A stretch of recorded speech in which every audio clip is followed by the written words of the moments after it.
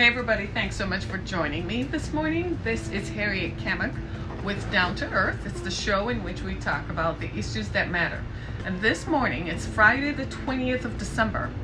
Unbelievably so. It's 5 days from Christmas. So if you haven't done your Christmas shopping, you're a bit late. I think even the post office is going to have issues with you getting your mail to them today to arrive in time for Christmas, because Christmas is on Wednesday.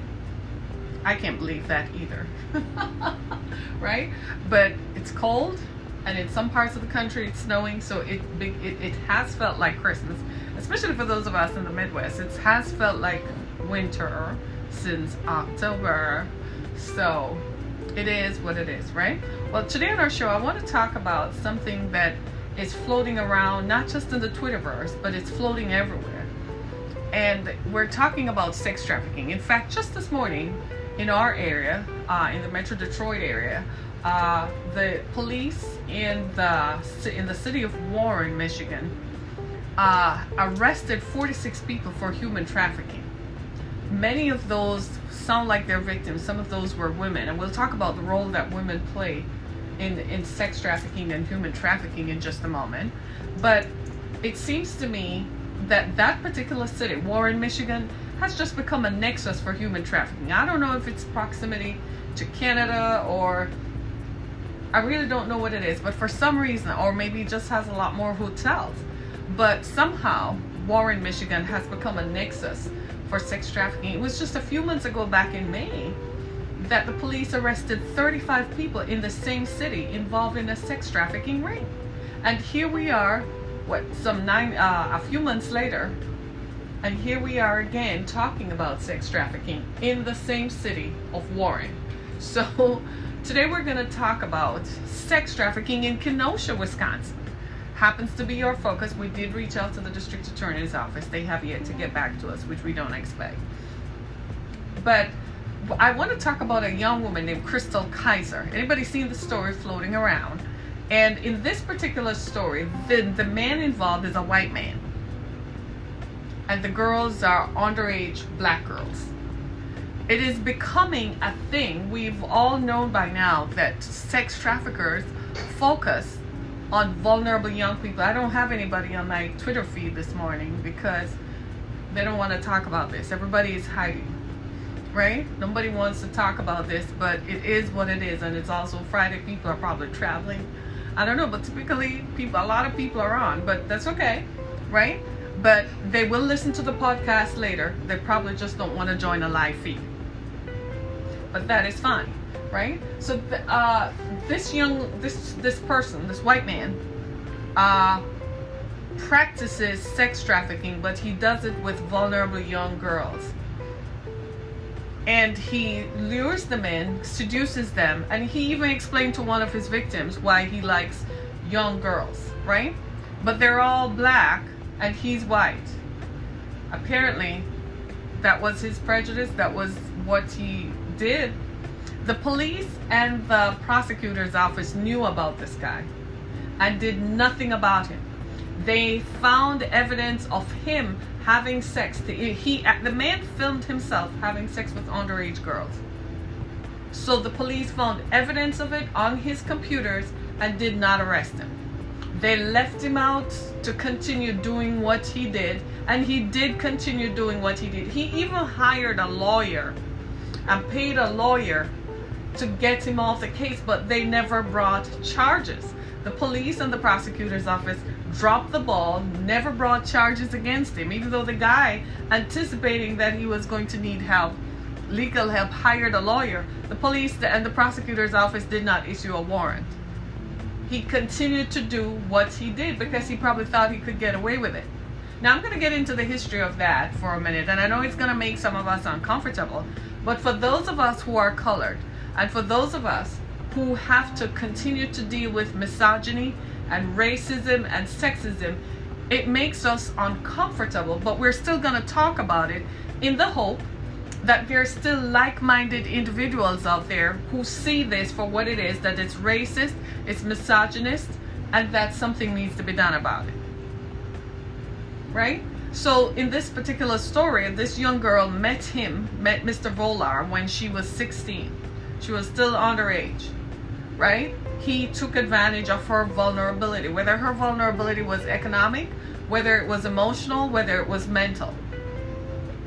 What you're seeing happening now, and I'll describe it and then I'll explain why she did what she did, right? So she went back to him when she was 17 and she shot him, and she used her boyfriend's gun to shoot him in his head.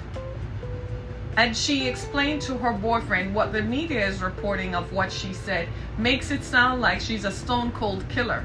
Can I just be honest with you? She's a stone cold traumatized kid. There is nothing more egregious than when someone violates you. And when that violation is sexual, it completely disempowers you and completely demeans you. Nobody likes to be raped. And nobody likes to be raped when you are powerless as a child. So if she thought of going back, and if she went back and killed him, the reason behind it is sort of like trying to get your power back. It's kind of like she wants to get her power back and stop him from doing the same thing to others. Especially when she realized she was not the only one, that he had a pattern of doing this to young girls all the time. And he filmed it. And apparently he showed the film to his victims. What that was demonstrating is his complete autonomy and power over them. He was conscious that he could do it and get away with it because the police and the prosecutor's office were not going to lock up a white man for raping black girls. Because black girls historically in this society do what? Have no value. Our bodies are not valued by the society. We are deemed insignificant. This is why a little white girl will arrange to have someone kill her parents and there's a manhunt out. And when you really look at the facts are staring you in the face that that little girl participated in killing her friends, her parents, so she could go be with her boyfriend. But nobody is going to not protect a little white girl who screams wolf. Is there? No. But black girls who historically have no value placed on them by the society. Because after all, let's just be clear, slavery was not just about economics, it was also about sex. It was also about the power elite making sure that they had an available bodies to carry out their sexual desires. Black men were raped in slavery. Black women were raped. It's a history that continues to perpetuate itself. So now we have laws that protect us. But do the laws really protect us when the veil of racism still exists? I guarantee you that if a group of white girls had been shown on film to be raped by a man, whether that man is white or black, he would have been locked up. But because we don't value, and black people, black parents are powerless or feel powerless because they don't feel they have a voice. They're often ostracized, they're often vilified, they're often brutalized. So they are not as ardent and vocal as a white parent would be. They don't feel that they're valued and they're afraid to come forward and say something is wrong, my daughter has gone missing. They're afraid to come forward in most cases and say something is amiss. I can't find my kid. Because the society kind of smirks. Well, she was ugly anyway. She was black anyway. She doesn't mean any good anyway. And on it goes. And so because there is no value placed on black women's bodies, not on our intellect, not on our bodies, not on our contribution to the building up of America, because after all, let's be clear, America's wealth came from the South that was built on the backs of blacks. And I dare say on black women's bodies. Our bodies were trashed, our bodies were raped and pillaged, not just for economic reasons, but also, when I say for economic reasons, we had to give birth, carry children we didn't want to have to give birth, so that there was free labor provided to the planters, to the slave owners. Let me just put it that way. So historically, because there is no value, it's going to be real hard for a white man in power to view a black woman through the eyes of value, because historically, where he grew up and where he came from, there was no value attached. She was just a piece of flesh. You can have sex with it if you want and discard it afterwards if you don't. So through that veil of racism, here comes this man Volar, who is nobody. He's not a pillar of the community. He has no contribution to humanity. He's just a vapor existing on the earth. He's nobody. He doesn't have property. He doesn't own a business. He doesn't employ people. He hasn't made an ardent contribution to the community where he lived. Yet, just because of the color of his skin, he was more valued than the black girls whom he had sex with. The people who lived across the street knew something was going on, but they didn't call the police either. It's not just that they're saying it's none of their business. It's because the girls going in there were black. If they were white, they would have called a long time ago. So do you see what I'm saying? So this lack of value attached to black women and black women's bodies and black girls by extension emanates through the society. It is pervasive through all layers of the society. And because of that, we ourselves have now become the watchmen on the wall. We have to start watching out for one another. So here is this young girl. She decides to take action, and she decides to get back at him. And actually, what we have found with trafficking victims is that they're severely traumatized. Nobody likes to do this. They slip into a role and act it out in order to survive. It's kind of like the brain trying to figure out, how can I survive this violation? If you're a man, I guess you can't understand what rape feels like. It's an incredible violation of your body. You feel like somebody is invading your body. Okay? And what happens is, you don't know what to, you feel completely powerless. It's almost as if it's somebody saying all people are equal. I wish the justice system would see it that way, but unfortunately it doesn't. But thank you for your comment. But so what happens is, excuse me, people think that they're insignificant, and they discard people. So she, in an attempt to regain her power, took over and went and shot him. Now she's being locked up to lose her freedom. Like, really? I want to ask the district attorney, well, where were you? You had the evidence. How did you drop the ball? Even if you're racist, even if you didn't value these black girls, even if you didn't, could you at least have pretended to do something about it? Even if, well, they're not my kid and they're black anyway, so their parents are probably on crack, their parents are probably this or that, whatever. However you felt, could you at least have pretended to make us feel that justice, somehow there's some justice left in the universe? You had the evidence for 12 days. You sat on the evidence that this man was having sex. You saw the films. You knew they existed. You got his computer. How many times have we heard? And just recently here in Michigan, the state police confiscated a whole sex trafficking ring and found their computers loaded with pornographic images. This is something that happens over and over. The FBI, the state police, the local PD departments all get involved in confiscating people who have evidence of child pornography on their computer. How did the Kenosha District Attorney's Office drop the ball? Is it because these girls were black? Invariably, his victims were all black. We've got to think that that is why. And from my perspective, that can be the only reason that the district attorney's office did not pursue a case against this man. Maybe if they had arrested him, Chrystal would have felt justice had been served on her behalf, so she wouldn't have to take matters into her own hands. Therefore, she should be freed. As far as I'm concerned, she got a rapist off the streets. She got a sex trafficker off the streets. And I guarantee you, if the police had investigated, you would have found that Volar didn't operate alone. He did not operate alone. Part of the nexus that happens in human trafficking and sex trafficking, especially when it comes to underage minors, it's not just the perpetrator, the pimp. The pimp has a whole network. Let's just be clear. He doesn't operate in a vacuum.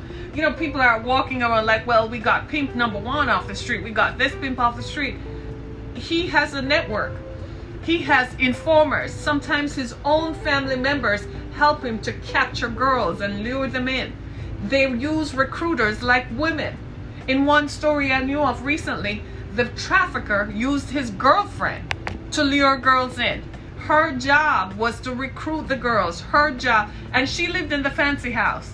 She had the nice house and the nice car, and her job was to post the messages online. I also learned that he had family members. His grandmother lived in one of the houses where they kept the girls. His brother, his uncle participated. They all kept the girls and then transported them from one location to the other.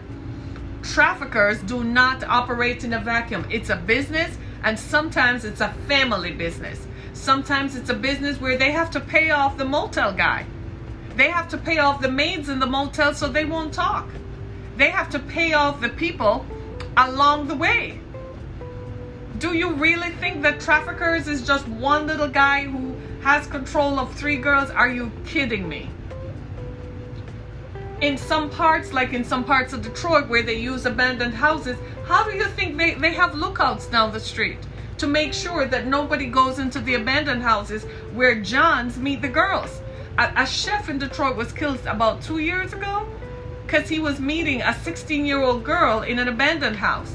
Sucked to be him. Why the hell are you meeting somebody in an abandoned house and wanting to have sex with a 16-year-old girl? Well, he's dead now. God don't like ugly, does he? Doesn't look like it. Really doesn't look like it. Do you see what I'm saying? So when you look at it, you have to look at trafficking with an overview mindset. You have to look at who are the players. Now, they're not going to tell you how they're investigating, but the fact that they knew this guy existed because he took the girls to his house. So how did he find them? Well, he had a recruiting system that was successful. And if the story probably is told, I don't think he was the only one. He probably got paid to sell the girls to have sex with others. That probably is how the story worked. But have they investigated? No, a white man gets killed. Everybody is angry that a white man gets killed by a black girl, so they go and lock up the poor black girl because she's voiceless and she doesn't have anybody to defend her. Well, it's the age of the internet, and we all know where it is and what it is happening now. And now we have a murderer off the street. Yep. Or do we? Is she a murderer off the street? What about when he was having sex with the girls? Now, when you look at the story on the Washington Post, they posted a picture of this white man in a suit and tie. The inference is that this was an upstanding, even though they're reporting the story as salaciously if you read it, but they're still posting the picture of a white man in a suit and tie and a black girl who looks like she just was working out or something. Do you see where I'm coming from? The typology there is indicative that he was an upstanding member of the community and she's nobody. Seriously? I really want to call out the Washington Post on that, because that is unbelievable that you actually think that this man was an upstanding member of the community. No, he wasn't. Anybody who has sex with children is not an upstanding member of the community. I don't care what your title is. If you are deviant enough to go and have sex with children, something is seriously wrong with you. And I don't care who you are. I don't care where you come from, what you look like. You're still a pedophile and a pervert. And sadly, in this case, it ended up with this man dying. I'm not sad about it because he was a rapist and a pedophile.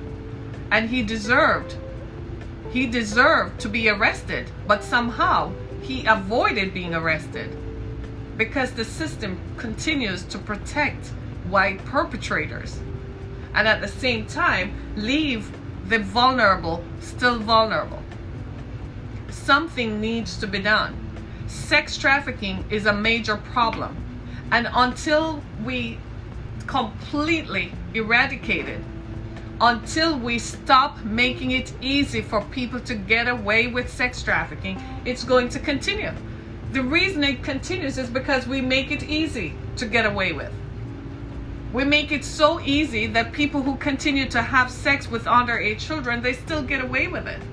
There are plenty of people right now, right at this very moment, somebody is searching the internet looking for ways to have sex with children right at this moment. I don't know about you, but that makes me creepy and that makes me feel unsafe. Right now, there are people looking at pictures of your daughter. Maybe it's not you, but there are people who have underage daughters. This is why I tell young people, be careful what you post, whether on Snapchat or Instagram. Be very careful what you post, because there are nefarious individuals out there whose job it is to go and look for opportunities where they can have sex with underage young people. And seemingly, the message from the society is, we don't really care. If the society valued black girls and women of color, a few years ago there were 200 black girls missing in Washington D.C. I believe it was January 2017. It's no mistake, because what was happening in January 2017? Inauguration. A presidential inauguration was on the way. That meant a lot of people were coming from all over the world. There were inaugural balls. There were all kinds of stuff going on. And 200 black girls went missing in 1 month. So it really begs the question, is racism only racist when it comes to economics? Because it seems like when it comes to sex, the people who want to have sex with vulnerable people don't care what color they are. They only care about getting their high, getting their fix. Doesn't it make you wonder? It makes me wonder. So what is this all about?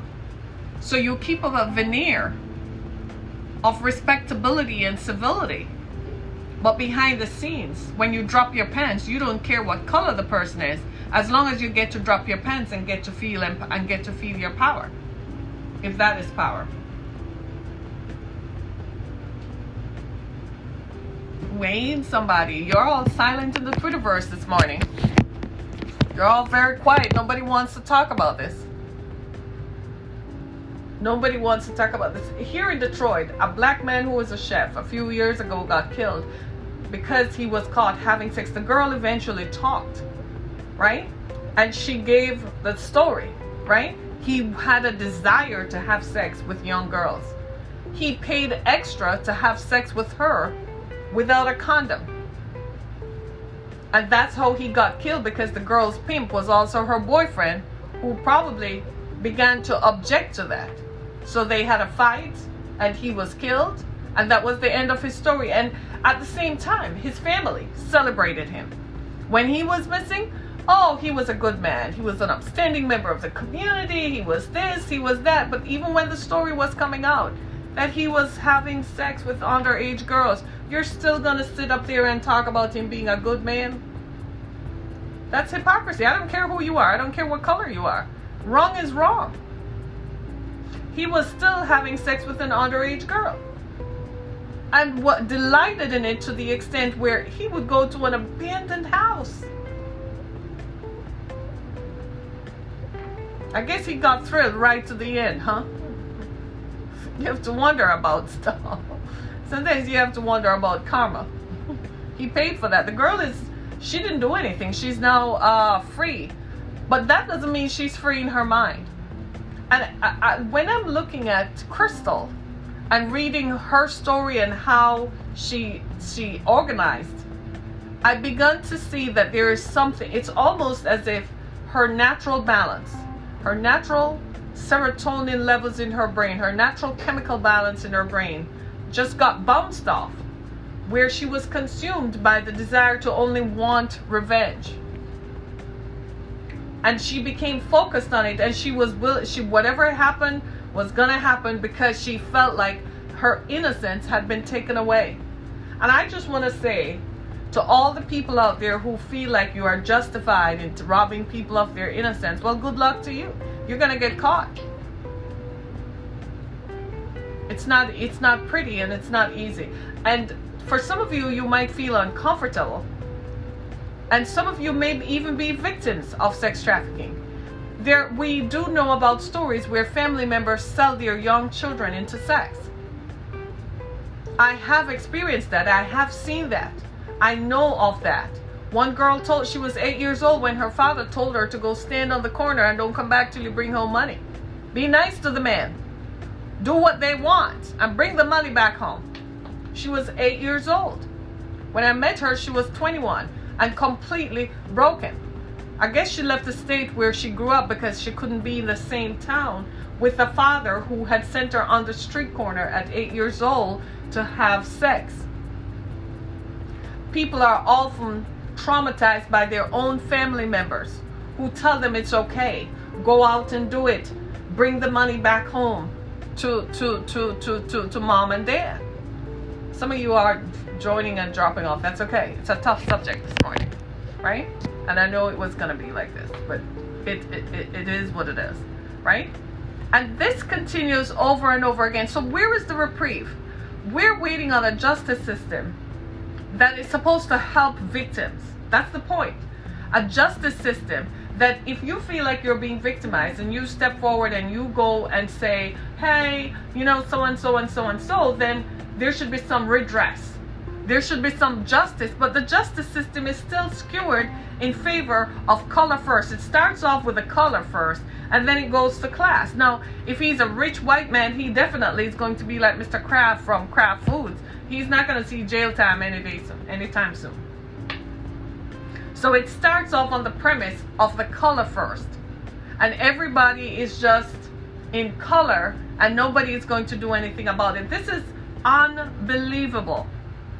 And at some point, something has to be done, because we cannot continue to let victims feel that the only redress they have is to go and take care of it themselves. They need treatment.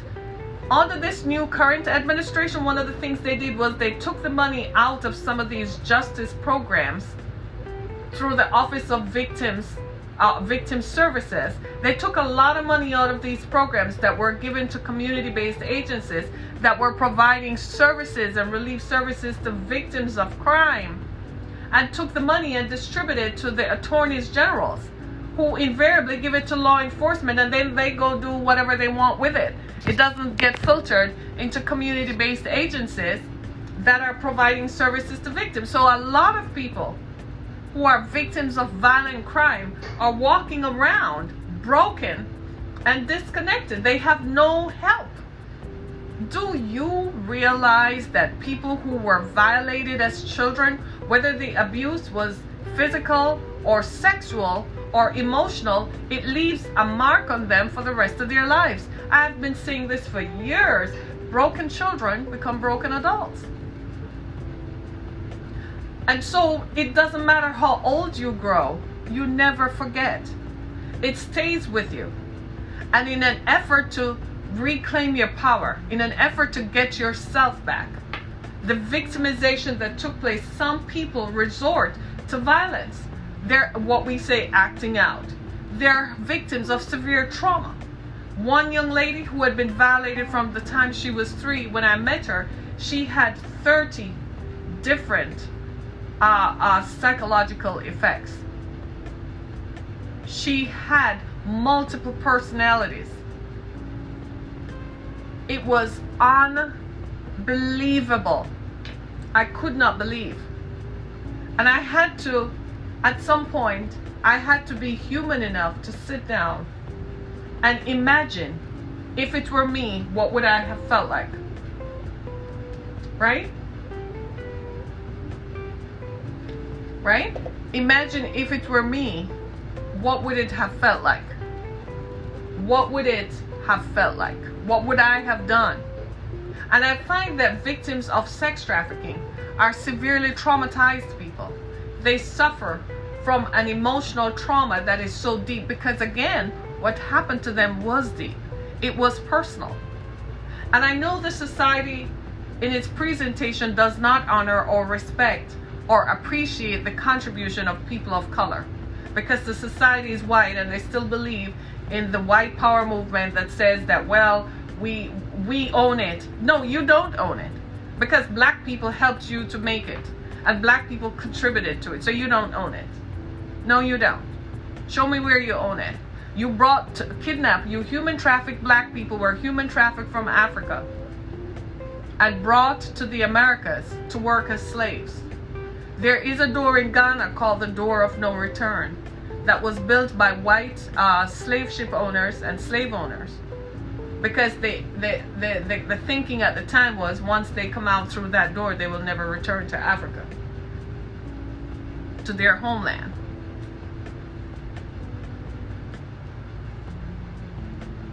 That has not stopped.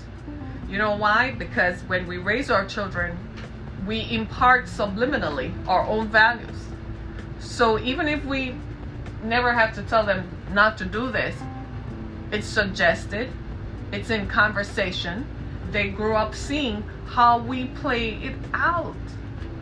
So they learn, and the children model the behavior that they have seen. And it's going to continue. It doesn't matter who is in power. Does it matter? No. It doesn't matter who is in power. It's going to continue. Right?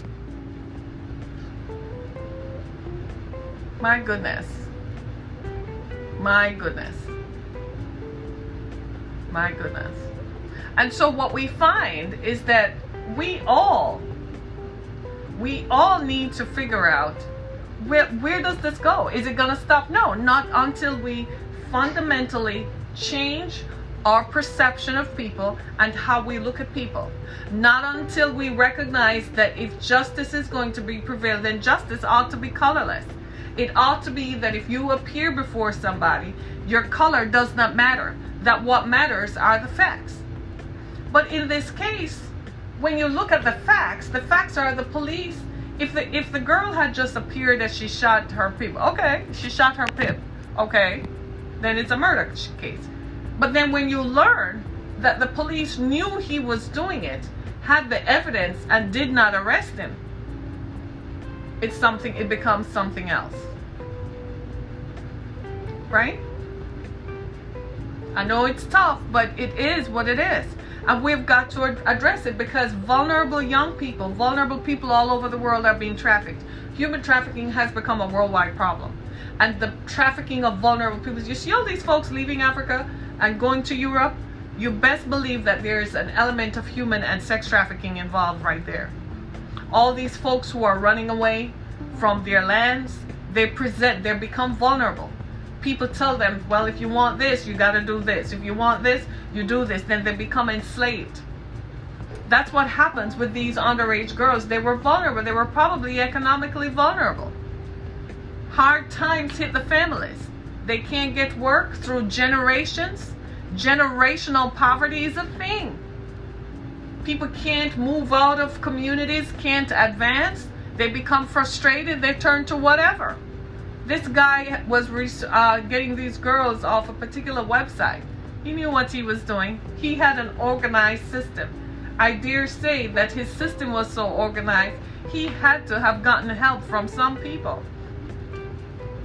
Listen, a white man driving around with young black girls in his car, if he gets pulled over by the cops, what happens? You think the cops don't know what's going on there? They just let him through because, hey, it's my buddy. They know what's going on. They just ignore it because it's not their kid, and it's not some white girl whom they value. And the thing about racism that I found unique about racism is that it's so natural. It's so instinctual the way it operates.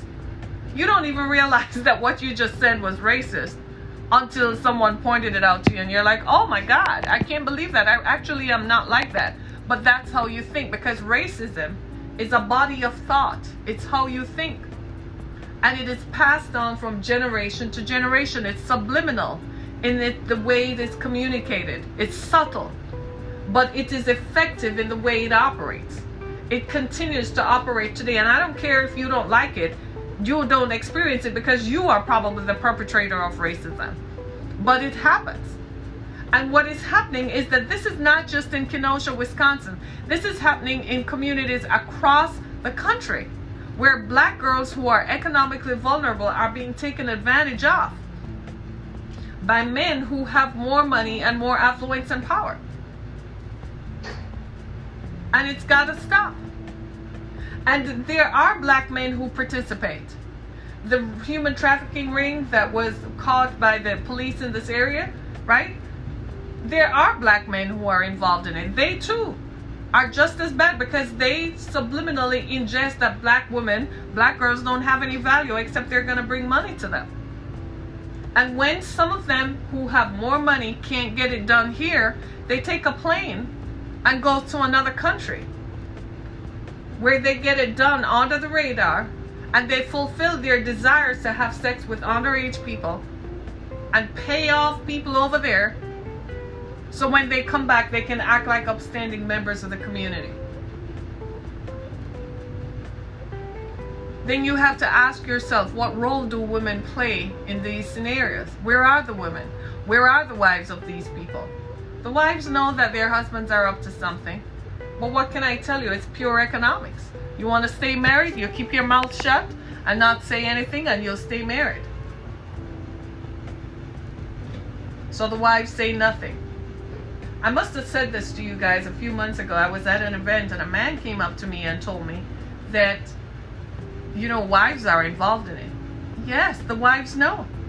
You do check your husband's bank statements. You do see the money being withdrawn. You do see the credit card being used at hotels. Wives don't say anything because, again, they don't want to be divorced. They don't want to be alone. They don't want to be without the social status and position and the economic provision of the man. So the wives know about it and put up with it. But you know what else they do? They don't just put up with it. Guess what? They continue. When they see a young black girl show up for a job interview and they happen to be the power to hire, they're not going to hire her because they have an inherent, I'm telling you, racism is pervasive. It's practiced by both men and women. Oh, listen to this one. You're all ready for this? This woman on my YouTube feed is saying blacks did most of the selling. Honey, we're not going to believe you because you're part of the white establishment. So whatever you say comes from that. So don't stop. Stop. You sound ridiculous. Stop. Right? Stop. Right? And so what happens is, until we ourselves start placing value on our girls, and we do that, right? But what we're fighting is entrenched racism. And it is so entrenched, it's so endemic that it's basic in its application. It's pervasive. It's almost as if you're a black prosecutor, and if you're like myself talking about it, you start saying, well, what can I do? There's almost nothing you can do about it, because you realize how pervasive it is and how destructive it is in its intent. It's looking at what happened in Kenosha. I know that it happens in other cities, and sadly we may never hear about it. These girls continue to be violated over and over. Back in the summer, somebody called me and told me that there was a situation where they were looking for their lost child, and they found a house where there were 12 and 14-year-old girls at the house. Right? They found a house with several 12 and 14-year-old girls. I was appalled. They never knew something like this could happen. I've been talking about it for a while. It happens over and over and over again. And it continues to happen over and over and over again. Over and over. And the justice system is silent. Now, the FBI has a task force. Homeland Security and all those folks, all the alphabets, they have task forces. They do what they do. And sometimes people suffer from burnout because, to be honest with you, sometimes you can't get them on the trafficking charge. So what they try to do is to find other things, because invariably it's not just sex and people that they traffic, is it? No, they're trafficking other things. So they get them on other things and put them away for some time. When they do get them and they can attach something else, believe me, they get put away.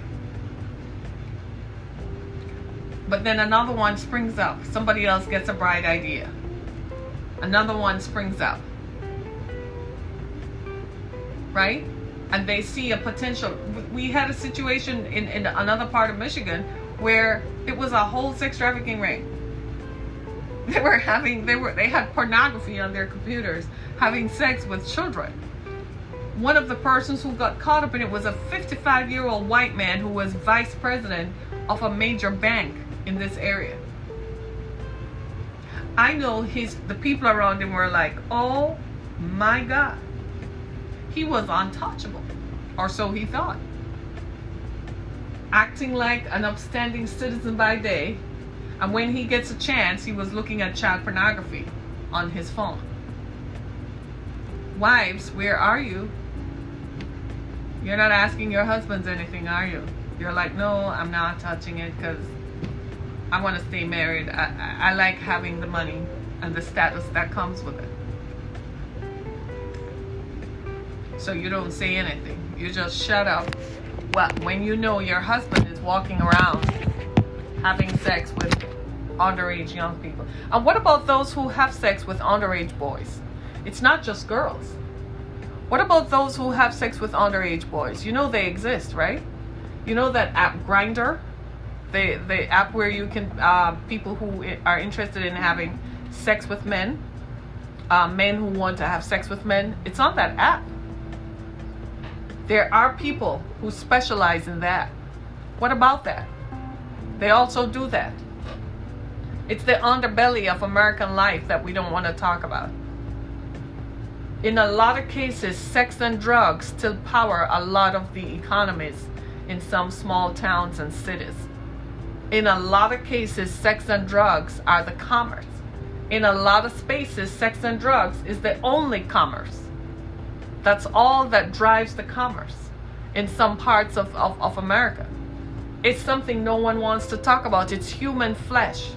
So maybe they're not hauling people off to go work in plantations and shackled anymore. But they certainly are hauling them off into hotel rooms and motel rooms to go have sex and have blowjobs and do all kinds of horrific things with their underage bodies. Do you really think these girls make money? The girls don't make money. The person who makes money is the trafficker. That's who makes the money. The girls are enslaved. They have no autonomy. In some of the cases, the girls will tell you that they have to bring the money back to the trafficker. They can't even stop to get a hamburger, even if they're hungry. Not even $1 hamburger can they eat. Can you believe it?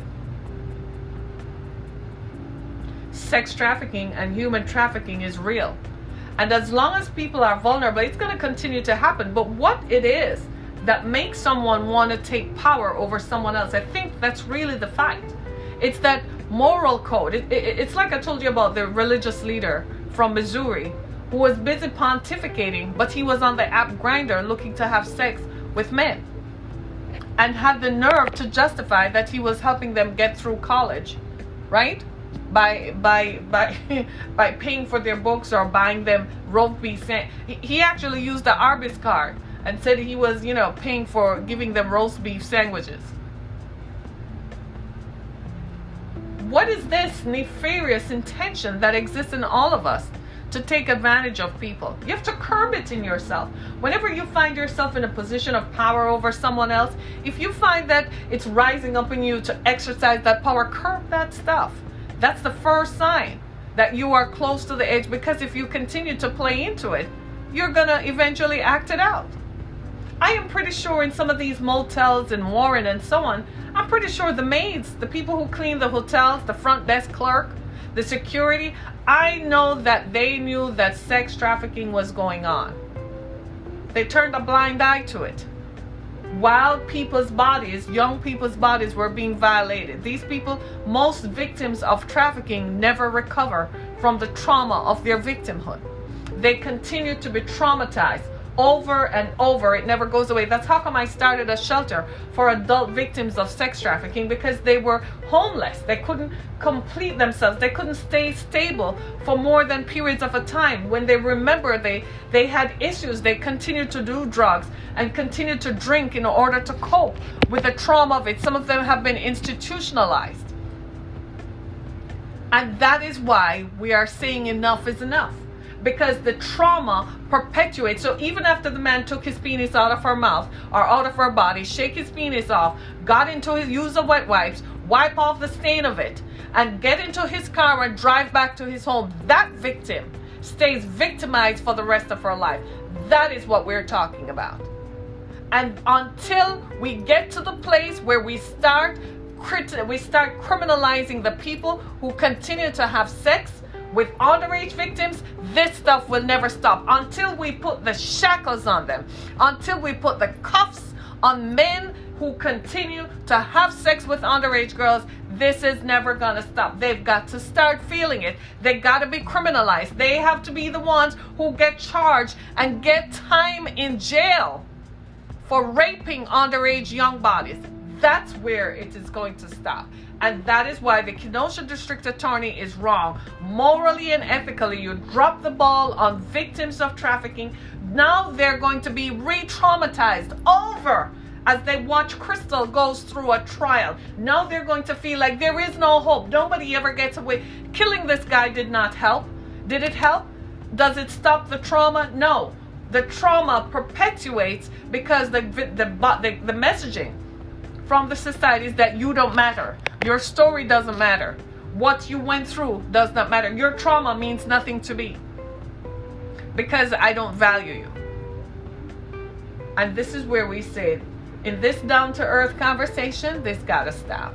We gotta end this now. We gotta continue to advocate for victims of trafficking. We can't stop.